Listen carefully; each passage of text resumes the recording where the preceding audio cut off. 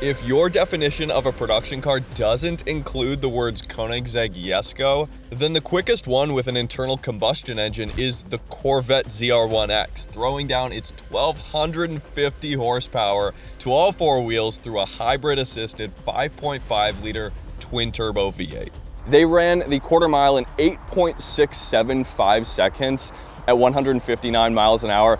That's ridiculous. No one really needs to go quicker than that. But what if you want to do that, but you don't want to do it the easy way? You want to spend years building a car, encountering so many painful obstacles and hurdles along the way, but doing it with no hybrid assistance and less than half the displacement. Well, you might do what my friend Adam did, which is build this unassuming 8-second Audi RS3.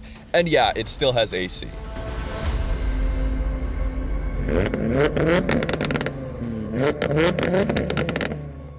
All right, Adam, for those of you who have never seen this car before, I don't know how that would have been possible, but introduce yourself. My name is Adam. I have a YouTube channel called VANCITY Audi, and this is my 8-second race car, a 2018 RS3. So it's not an e-tron? No, it is not an e-tron. I just have a badge on the back. It's a playful game I have with the guys at the drag strip and the people that come around to look at the car. They have no idea what they're looking at because I put an e-tron badge on it, but whatever. It's good fun, good fun. How did this all start? Is this your first 5-cylinder, your first Audi? What's Absolutely. the deal? I bought this in 2018. I've owned it since then, so what is that, 8 years now? Started off with the dreams of having a fast stock turbo daily driver. Long story short, motor popped, crappy tuner, new motor. We were already in there, might as well build it.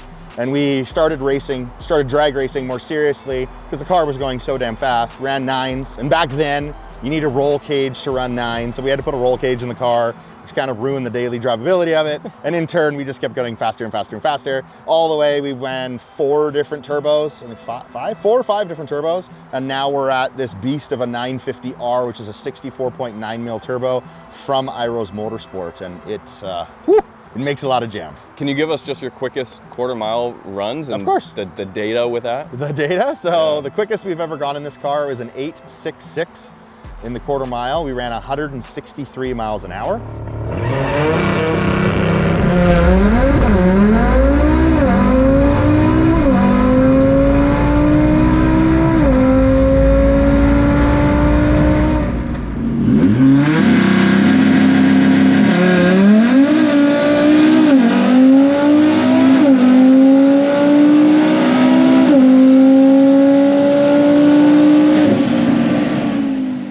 The quickest 0 to 60 is 1.82 seconds, which is just crazy when you think about it. But I know a lot of people don't care about 0 to 60. Yeah. You get into an electric car, you can do that shit. But for me, it was still, the G-force is incredible.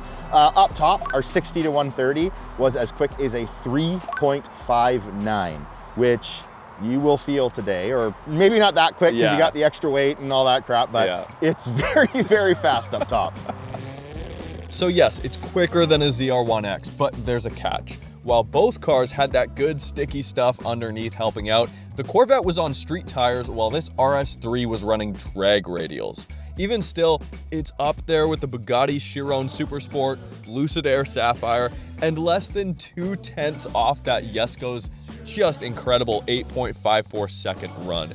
Although I'd love to drive it today and show you guys what real fear in my eyes looks like, I'd need about 30 pillows to get close enough to the pedals, and instead of easing into it, I'd rather just get smacked in the face by the first pull.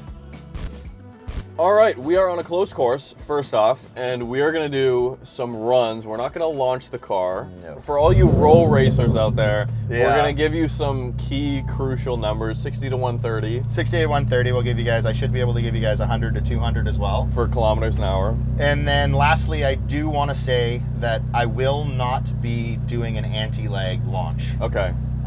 We never spent any time building that when we were tuning this vehicle because I don't care about roll racing.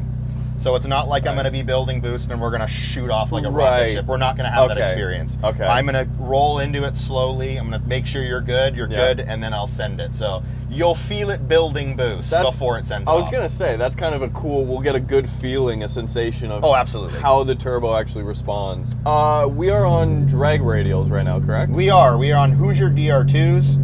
Cool. Not your standard size that most people would run for an RS3. I did great things on very thin, small tires. So we're on 225s right now to accomplish this. Nuts. So crazy.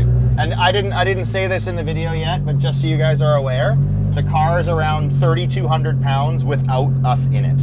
Oh, and for you guys, Adam's car still has air conditioning, so you have zero excuses. Yeah, we wanted to make sure that I was in comfort going to and from the track, to and from the dyno shop. Like, I didn't want to be sweating bullets, and it was just something, I didn't care, whatever, 20 pounds weight saving. Nope, I wanted the comfortability of having AC. Should we pull a whistling diesel today and pull the chute on the street? Absolutely not. There's a reason it is not on there today, and that is because we will not need it. And I would never in a million years think of pulling a parachute on the street. Good God. Except for viral content. Never. Wouldn't even do it for that.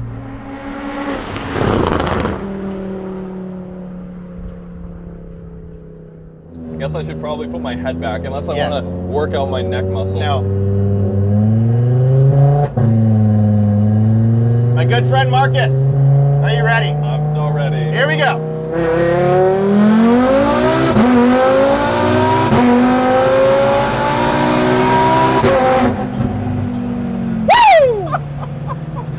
What the hell, dude? You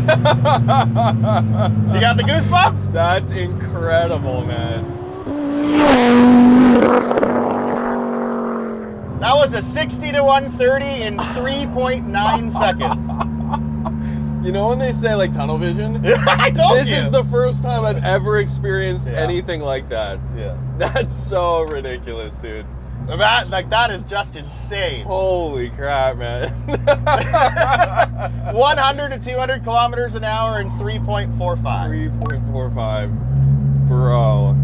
The fact that you get used to that is nuts. Like that first pull, I definitely feel it. Like I got goosebumps, like my heart's going. But after I do it a couple more times, you get very desensitized to it. No, that's ridiculously fast. The one thing I'm most excited about by today's video is for the rest of Roads Untraveled and your new podcast. You will always be able to reference this as being the fastest car you've ever been in. For a very long time.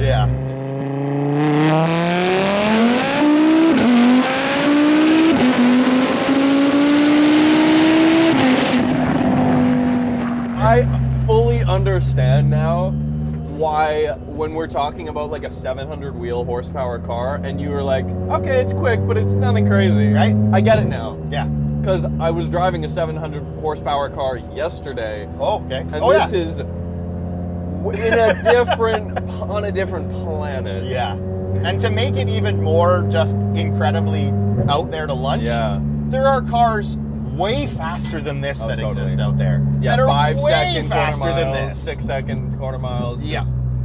How it's so incredibly stable too. Yeah. I'm this so platform impressed. is rad. It's super smooth. Second gear roll on.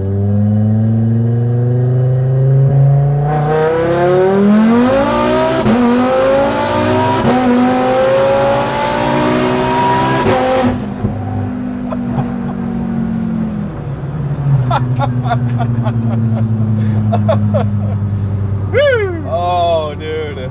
Good times. That is nutty, man. Good times. Thank you, my friend. You're welcome. Glad you got to share it with me finally. Wow. Let's get that air conditioning on again now that it's a little toasty in here. What a flex. Oh, I love it. I love it. If you weren't pulling that chute, I would be pulling it. If I felt uncomfortable at any moment. Save us all! So this car is fully street legal right now? Depends on who you ask. So technically, if we cut out the roll cage and we put on a stock exhaust, yes, it's absolutely 100% street legal, because we haven't messed with it so far, because there was always a thought in the back of my mind, what if we ever want to put an interior back in? What if we ever want to turn it back to a daily? There is that 1% chance. So we didn't chop up the car or anything like that. It can all be put back together. I don't daily this. I go to and from the track. I go to and from car shows and to the dyno, and that's literally it. I guess I do have that little bit of crazy in me, because I did daily it before it had a roll cage for like 2.5 years, and it was making 750 wheel horsepower running mid-9s, and it was still a daily for me. And it's just stupid fast, but that goes to show the ability to daily drive these things. Yes. Making that much power, and it was still functional, it was still reliable, still being able, I was going to the gym, I was getting groceries, like this thing's a rocket ship, and I was still doing all of that. It was awesome. Can we pop the hood real quick? Of course. I didn't even ask you. Give me the dyno numbers. Oh God. Dyno numbers for those dyno queens out there. Yep. It made 1,066 wheel horsepower. Yeah. And you feel every last drop of it when you put your foot down and you get into boost. You haven't asked, but I'm going to tell you ahead of time. It makes 44 pounds of boost at wide open throttle. And on gear changes, it blips over sometimes to 45, 46 before it comes back down to 44. It is a beast. Stupid. I mean, you throw an engine cover on this, other than the intake, it looks pretty clean. Yeah, the only things that really stand out is you have your intake plenum or your intake manifold from CTS Turbo. That is not stock, and that stands out because your cover's back here. Yeah. Besides that, this absolutely massive behemoth of an intake. That's a 5-inch iRose Motorsport intake with their, I don't even know what this is called, to be honest. Just block off plate or Yeah, something? It's called something. Yeah. But it helps divert the air straight into the filter. Totally. And obviously that's gonna get you more power. Okay, so without spending an hour out here talking about your build, Yeah. fuel, because these are direct injected from the factory. Direct and port. That's why they make so much power, because they have so much fuel. Both. Well, one of the reasons they make that much power. Yes. Yeah. And so you didn't have to upgrade the high pressure, but you did do the low. The direct injectors are completely stock. Crazy. OEM from the factory. Absolutely crazy. Yeah. The port injectors have been upgraded, those. Those are Injector Dynamics 1300s. For fuel, we are running pure ethanol. So as pure as you can get. It's like E98 or something like that. We run the additional above E85, not for power, but just for cooling.